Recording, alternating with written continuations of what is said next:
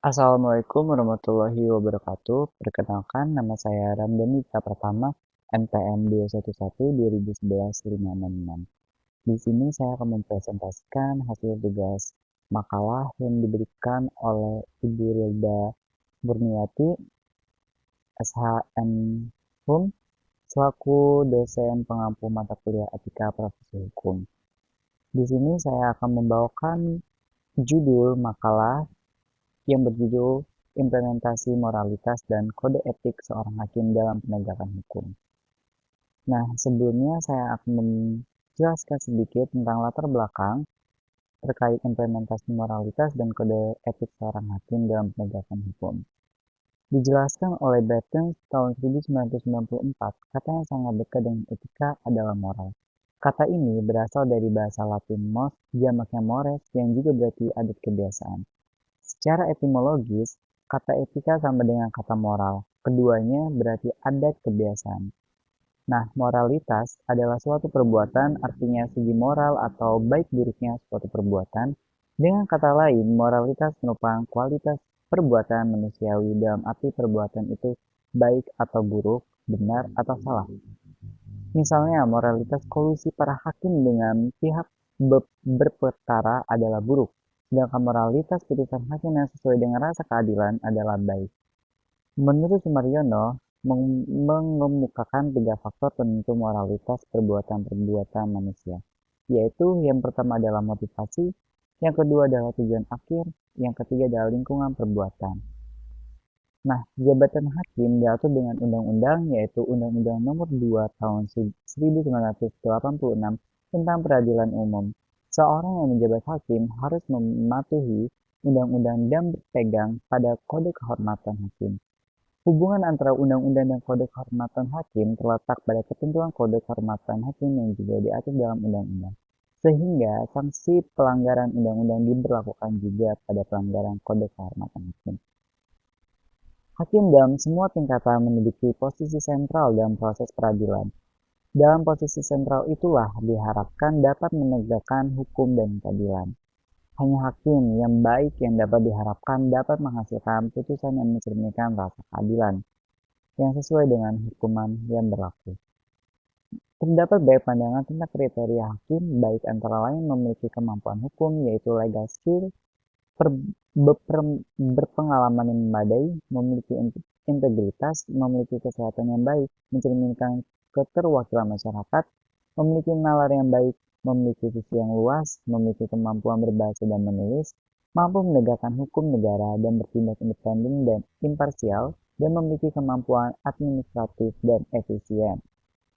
Pada prinsipnya, hakim adalah orang yang dianggap tahu dan mengerti tentang hukum, dan hakim juga memiliki wewenang yang luas dari pengaruh siapapun terhadap putusan yang dijatuhkan.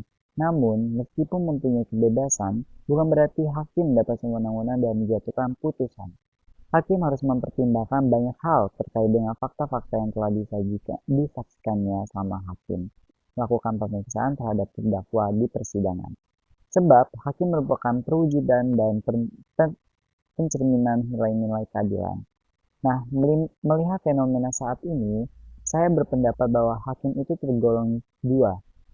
Yang pertama adalah hakim yang saat mengadili perkara hati nuraninya, baru kemudian mencari aturan hukum untuk menjadi landasan putusan nuraninya itu. Sedangkan yang kedua adalah hakim yang apabila memeriksa mendengarkan suara perutnya, lebih dulu lalu dicarikan pasal-pasal untuk membenarkannya. Dari dua golongan ini muncul pertanyaan seperti apakah yang ideal sesuai kode etik dan pedoman perilaku hakim. Oleh karena itu, saya tertarik untuk membahas terkait dengan kode etik dan perilaku hakim yang ideal, mengingat sekarang banyak oknum hakim yang tidak sesuai dengan kode etik profesinya. Maka dari itu, penulis saya membahas di makalah ini dengan judul Implementasi Moralitas dan Kode Etik Seorang Hakim dalam Penegakan Hukum.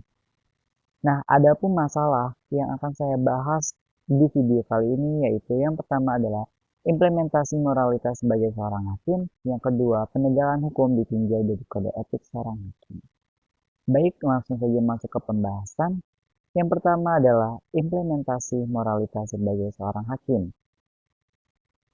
Menurut Van Apeldoorn, Hukum tidak cukup diartikan sebagai aturan yang mengikat warganya saja, melainkan harus memiliki aspek keadilan dan asas lain yang berguna untuk melindungi warganya dengan adil dan menjamin kepastian hukum bagi setiap warga negara tanpa terkecuali.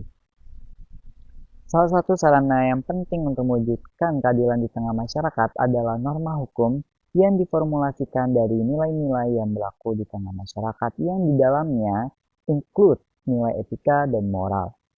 Oleh karena itu, penegakan hukum di tengah masyarakat harus dilakukan dengan iringan nilai etika dan moralitas. Berkaca dari beberapa kasus yang melibatkan oknum aparat penegak hukum, yang seyogyanya menegakkan hukum justru melanggar hukum. Ada beberapa faktor yang mempengaruhi, mulai dari turunnya integritas moral, hilangnya independensi, adanya tuntutan ekonomi, minimnya penghasilan, lemahnya pengawasan, sampai dengan ketidakpatuhan terhadap kode etik profesi hukum yang mengikatnya, terutama untuk para hakim. Saat ini banyak sekali bisa kita temukan kasus suap hakim yang terjadi di berbagai pengadilan di seluruh wilayah Indonesia. Yang kedua yaitu penegakan hukum ditinjau dari kode etik seorang hakim. Hakim merupakan unsur utama dalam pengadilan. Bahkan, ia identik dengan pengadilan itu sendiri. Kebebasan kekuasaan kehakiman sering sekali diidentikan dengan kebebasan hakim. Demikian halnya keputusan pengadilan diidentikan dengan keputusan hakim. Oleh karena itu, pencapaian penegakan hukum dan keadilan terletak pada kemampuan dan kearifan hakim dalam merumuskan keputusan yang mencerminkan keadilan. Hakim diartikan sebagai pelaksana undang-undang atau hukum dari suatu negara. Berkaca dari berbagai kasus hukum yang melibatkan oknum aparat penegak hukum, banyak sekali justru penegak hukum yang melanggar hukumnya. Selanjutnya, berhubungan dengan etika hakim, Abdul Manan berpendapat bahwa hakim sebagai corong keadilan haruslah selalu menjaga segala tingkah lakunya, baik kebersihan pribadi maupun perbuatannya. Untuk itu, kode etik profesi sangatlah penting karena kode etik memiliki 3 fungsi, yaitu yang pertama sebagai sarana kontrol sosial, yang kedua sebagai pencegah campur tangan pihak lain, dan sebagai pencegah kesalahpahaman dan konflik. Nah, adapun beberapa kode etik yang harus dimiliki seorang hakim dalam menjalani profesinya. Yang pertama, berperilaku adil. Yang kedua, berperilaku jujur. Yang ketiga, berperilaku arif dan bijaksana. Yang keempat, bersikap mandiri. Yang kelima, berintegritas tinggi. Yang keenam, bertanggung jawab. Yang ketujuh, menjunjung tinggi harga diri. Yang kedelapan, berdisiplin tinggi. Yang kesembilan, berperilaku rendah hati. Dan yang kesepuluh adalah bersikap profesional.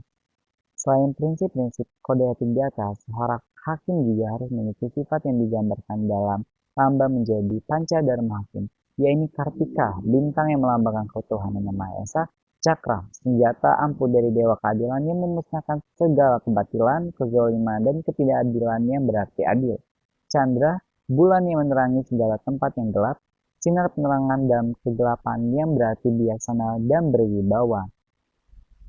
Kesimpulan dari presentasi saya pada kali ini adalah, kode etik dan pedoman perilaku hakim ini merupakan panduan keutamaan moral bagi hakim, baik dalam menjalankan tugas profesinya maupun dalam kemasyarakatan di luar kedinasan. Hakim sebagai insan yang memiliki kewajiban moral yang berinteraksi dengan komunitas sosialnya, juga terkait dengan norma-norma etika dan adaptasi kebiasaan yang perlu dalam tata pergaulan masyarakat. Namun demikian, untuk menjamin terciptanya pengadilan yang mandiri dan tidak memihak, diperlukan pula pemenuhan kecukupan sarana dan prasarana bagi hakim baik selaku penegak hukum maupun sebagai warga masyarakat. Dari uraian ini dapat disimpulkan bahwa hakim ideal adalah hakim yang memiliki wawasan keilmuan yang luas, berperilaku adil, jujur, arif, dan bijaksana dalam menegakkan tugasnya. Baik, itulah tadi presentasi yang bisa saya jelaskan. Mohon maaf apabila ada salah kata. Saya akhiri. Wassalamualaikum warahmatullahi wabarakatuh.